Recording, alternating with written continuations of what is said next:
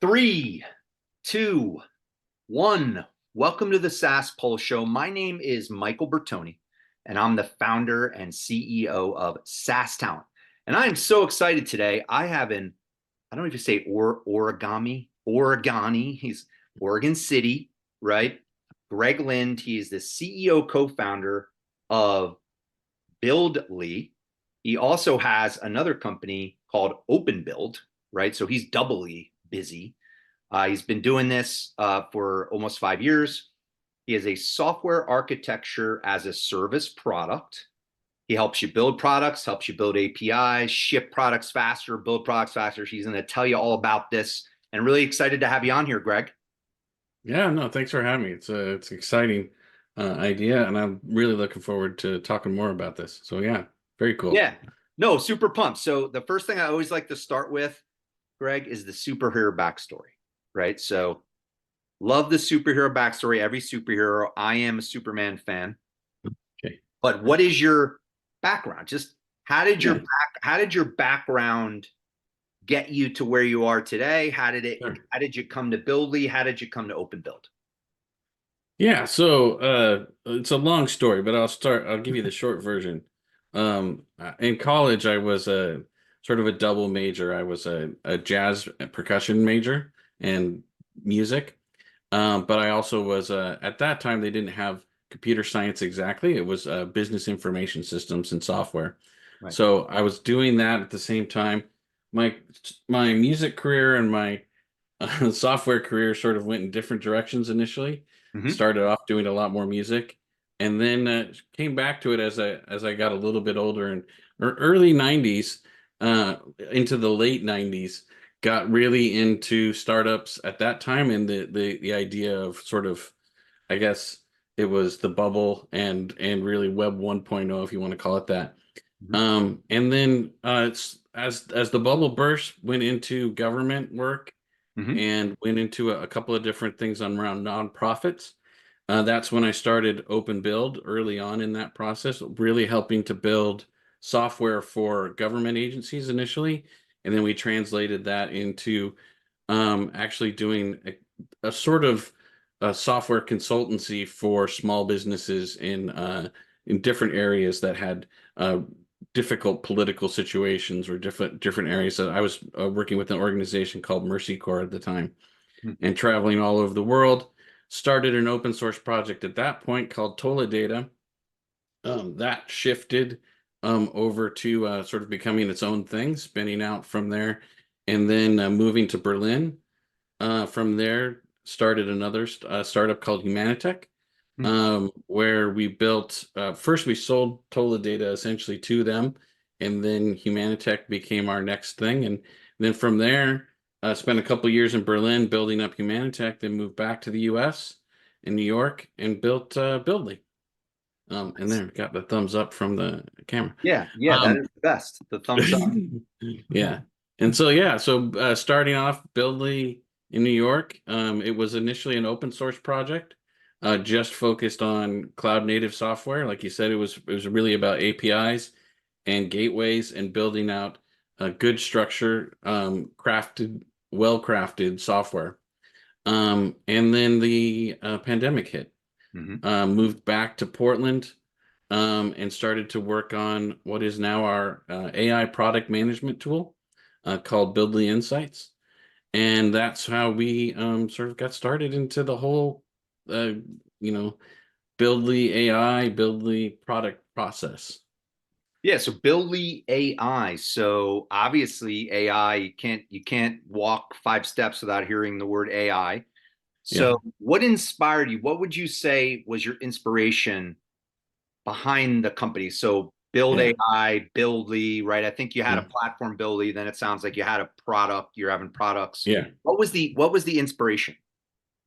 Well, I think initially it was a lot of it came out of the shift from the open source project to product management as we were looking at the issues that we were dealing with remote work.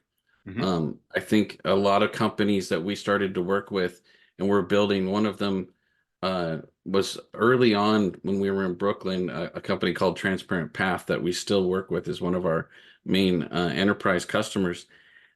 This conversation between the product team and the software team, Mhm. there was always these breaks in communication. They had difficulties with the long distance.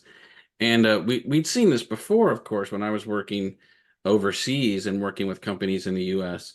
And I thought, well, how do we fix this? And we came up with a process, actually eventually wrote a book about it that we just released, called Radical Therapy for Software Teams. And it's really just about our process that we've built that's now in Buildly.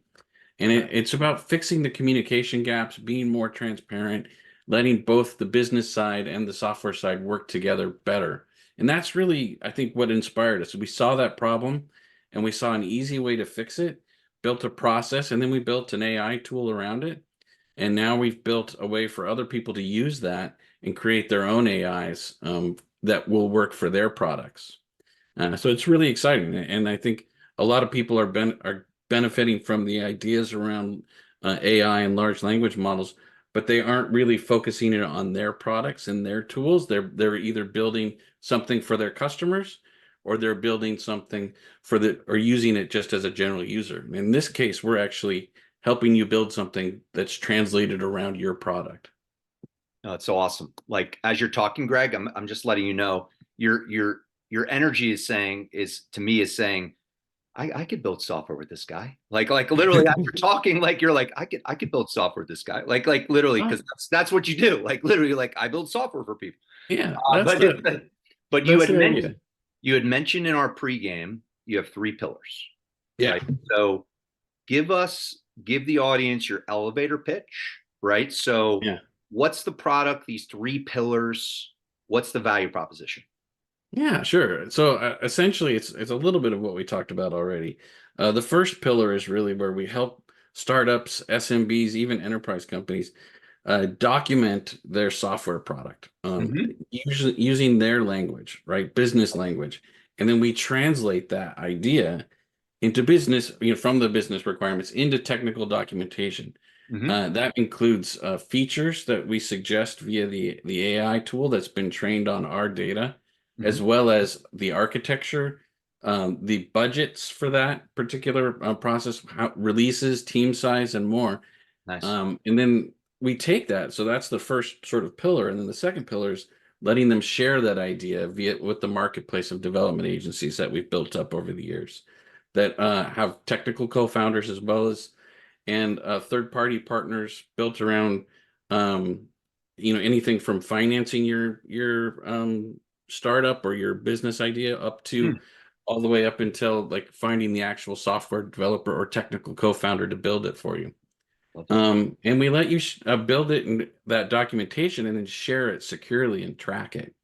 Mm, And then from there, once you've found, if you've decided you want to build this thing, we have a way for you to then start building with our release process and our having our development teams use our open source and component driven architecture. They can do it really fast. It competes with, I would say it competes with the no code or low code tools and mhm. how fast you can do it and Yeah. get a prototype out the door, start fundraising or even building, or if you're, already an organization that has that money and just need the product, you can Right. get all the way to proof of concept all the way to MVP in just a couple of months, really speeding up that process and making it something that you own. And now you manage the release process, you get an idea for how to build it moving forward. You get your own AI built Mm, around your product, and then that can be your chatbot with your customers, or it can be your sort of product assistant, so to speak, or even a product manager in some ways. But definitely helping to remove a lot of those obstacles, speed up and clean up the whole process, and give you a better overall feeling around building the software product from the very beginning. no, it's awesome. I mean, being a software development, so before I started my company, I basically sold software development, I sold tools, huge market, right? So Yeah. what I'm thinking in my mind is who's your ICP, who's your ideal customer profile? You had mentioned to me startups, but then you'd mentioned to me SMBs, but who are you really focused on helping? Like, so who would you say I always like to say in the bullseye, like who's Yeah. the ideal customer so people listening to this can help Greg. Yeah, well, I think in the end, it's really product managers at any level, but Hmm. enterprise especially, we can help as well by building up a portfolio of products that you can manage in one place. But product managers, you when you work with product managers as a software developer and as a product manager, having to deal with those software developers sometimes can be overwhelming. It feels Yeah. like they speak another language sometimes, or that they're doing magic that you don't understand, and so that trust is hard to build. And I think that's who we're helping, both the development and the product manager, but really more than anything, it's helping the product manager understand the process a little bit better, making it easier, Hmm. and understand those technical ideas and how to manage them and communicate that process back and forth without feeling like you're disrupting the developers from their work. Yeah, what I'm feeling like next question around differentiation and how you separate. I mean, I'm hearing kind of more parts and pieces to like a no code platform, right? So you're like giving people a little bit more, but explain that. What are some competitors? You said no code platforms, but what sets you apart from these other no code platforms? Yeah. Why why Buildly, Greg? Well, I think if you look at most no code platforms, you don't actually end up owning anything out of that other than maybe the data. And sometimes even that's hard to get out of those. Right. What you do end up with is a platform that maybe will grow with you a little bit, but the reality is it's built around making a very specific proof of concept more than anything else. Right.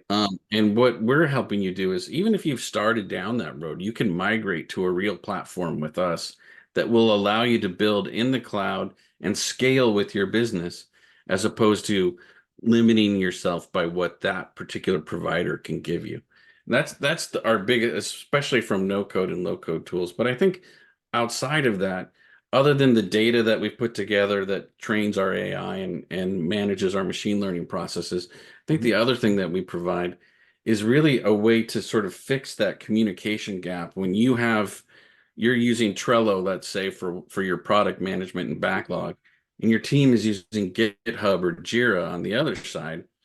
A lot of times you have to buy two licenses to get access to that, especially if it's GitHub and Trello, for example. We provide the API integration directly so that you have one tool, one place to go. You don't have to learn GitHub or go over to GitHub as a product manager.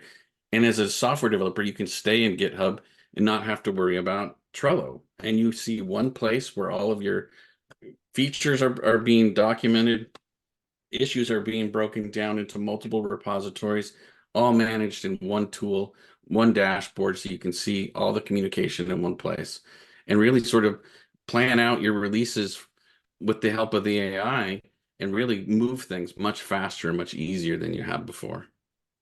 Don't you just want to build software with Greg? I mean, like when he like I'm just saying when you're talking, I'm like, God, I trust this guy. Like, no, I mean, because I work with so many people who build software.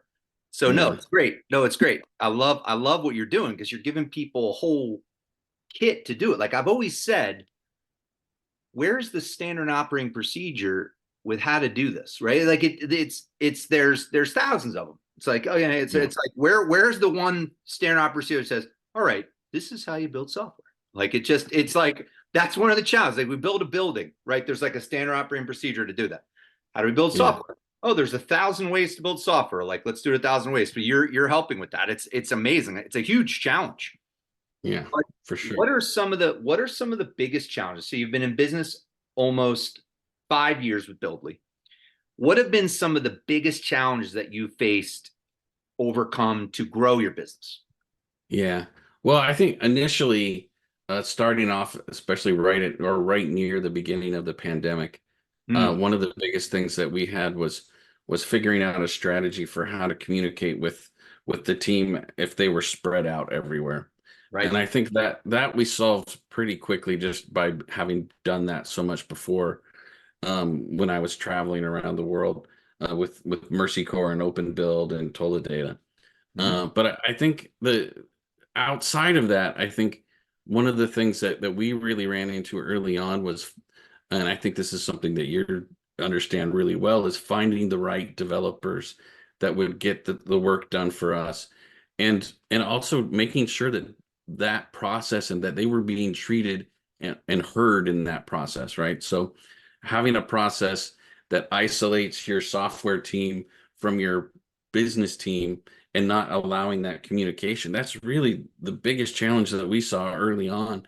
And that's the thing that we fixed really quickly by Hmm. building out this insights process. As soon as we started to see this, the process initially was really what helped us adapting to making sure that all the voices were heard, right? A junior developer all the way up to a senior developer should have the opportunity to communicate into that process and show what they're thinking. New ideas don't just come from senior and leadership, right? They come from the ground up.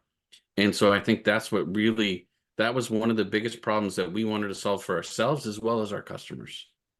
Yeah, I'm seeing it big time right now. I mean, the engineers on our team are super vocal and they want to be heard. Yeah, Like back in the past, maybe when you and I started doing this, people were do what you're told. Now it's yeah, like it doesn't work like that anymore, right? no, If you just do what you're told, people will leave. They'll be like, "Oh, right. see you later. I'll do what I'll work over here." So that's great. I love that you're doing that because everybody wants to be heard. I totally get that. So It's that kind of retaining brings, talent too. Yeah, yeah, I know it is like the newer generation of younger engineers. They want to be heard. They want a voice. If they aren't, they'll leave. Like that's well, to big be takeaway. fair, I think you and I wanted that probably too. We just didn't know we could ask for it. Like Exactly. it just didn't seem possible. But now it is, and I think it's great. And I think it's what's even better is that a lot of our ideas come from the team, right? It's Mhm. I'm not building this in a vacuum in any way. A lot of this comes from people that are very junior as well, just learning, but coming at it with a new idea and a new perspective. I love it. So that kind of brings me into the next question was how do you approach in your company talent, right? What do you look for? What are the key things that you're looking for in talent and recruiting for your organization? Yeah, well, I think initially, when we were small, and we're still very small, it was mostly through our network. We had recruited a lot of people previously, and so we were growing through that process. But as we were going out, even before that, in previous startups, I think the thing that I always looked for was not, it wasn't necessarily about education, and it wasn't, and I think even less so now. Mm-hmm. It's more just about the desire to learn, and you can see that even when you see a founder that you want to work with in a startup. You look at their background, you can look at their LinkedIn profiles, and how often were they shifting jobs? How often were they and when you can ask that question of why did you shift a job? Why did you go from one company to the next to the next? And a lot of times it's just they weren't being challenged, they weren't being heard, and they felt like they needed to go to that next level in order to take, that's the superstar versus the rock star approach, right? You want to have a balance of superstars that are just pushing and always trying to get to that next level, as well as those rock stars that are just steady and will always get the task done, and you can depend on. So I think when you're recruiting, you want to first think about the team, right? What kind of team do you want to build? Do you have a superstar already and you need a couple of rock stars? Or maybe it's the other way around. And how do you want it to go? And where do you want them to take you? Where do you want them to go? And I think if you think of it that way, I think it's much easier to recruit. It's much easier to sort of build a team and then just find those niches, those holes, then fill those as quickly as possible. Yeah, we are so on the same page. So you just said desire to learn. I wrote that down. We have this entrepreneurial mindset that we look for. We have this, I call it professional proactivity, Yeah, professional and proactive. that's I'm great. professional and proactive. It's really great. Like, so meaning you're always professional, but you're always waking up and saying, how can I do better for my customer? How can I do better for my customer? Let me bring an idea to Greg. How can I do better? Yeah, Like, so we're always looking for that. So last yeah, question. This has been great. Last yeah. question. What are the two or three biggest pieces of advice that you would give other startup founders? You're obviously a startup guy, like you've done a bunch of startups, you've traveled the world. I mean, I think Greg, anybody listening to this, I think Greg is a great mentor. Like I could see, obviously like he builds software for people. Like, so he would be a great mentor. He's traveled the world. He's had startups. So tell us the 2 or 3 biggest pieces of advice that you would give other startup founders. Yeah, sure. I mean, I appreciate that. And I think, I mean, the reality is everybody has their own approach, and I think they need to listen to themselves and do what they love, do that thing that, it's not always a super goal that you want to find. It's like some big, dream that you want to build. It's just you want to find that thing that's yours, that's a problem that you've seen before and you want to fix that problem. Then you become that expert on how to do that. I think that's where you really want to focus, but you also want to try not to go alone, right? I Right. think if you can find a good founding team, or at least a team that covers your deficiencies and makes you stronger as a group, but don't be afraid to admit that you have those. Be transparent about where you lack and what you need when you're building a team. And I think then as you start growing, and instead of just looking at your own thoughts and your own product idea, right? That proof of concept is usually your dream. That's the thing that you thought of. That's the thing that you want to fix. But then MVP, that thing that you're going to put out in the market, that needs to be things that your users need, right? You need to talk to them and your team and have that conversation. And that, I think that's the 2 best pieces of advice I can give to anybody is build that thing that you want, but then go to your users almost immediately and ask and figure out who they are first, and then ask them, what is it that you need? What's that problem that you need to solve? And can we do that with this? Don't lead them there, but find a way to get to that question and then get that answer. So great, Greg. So great. I actually have another comment. So I don't know if Greg wants to be Jobs or Wozniak, but if I was Jobs, he'd be my Wozniak. That's what I'm saying. Like if you're watching this right now, if I was Jobs, but he might say to me, Mike, no, I want to be Steve Jobs, right? And but but that's what I'm thinking right now. Like I have a guy in my team. Like I'm like, you're my Wozniak, man. You're my brain behind. Yeah. But and most founders need are they they have that vision, they have that Yeah. thing. They're like, but do they really know how You to do build? need that. Do they know how to build the thing? Yeah. Maybe That not, you do right? need that. Yeah, I agree. I like to see developers go out and build their own thing because they more often than not they don't get that opportunity to be the CEO and to build that thing, which is I feel very grateful to have that opportunity and have the team around me that's let me do that. But I think, yeah, you have to find that counterpart, whether it's a Jobs or a Wozniak or a Gates and an Allen. I think you find that person not necessarily because they fill the gaps in the things that but because you trust them and you can build out something together. And I think that's the real goal, right? Is to find that person that can do that for you. It's awesome. So Greg, stick around here. We're gonna shut it down. This has been a great show. Yeah. Really easy to talk to Greg. So Greg, thanks a lot for joining the SaaS Pulse show, and I'm looking forward to following your career. All right. Thanks a lot. Appreciate it.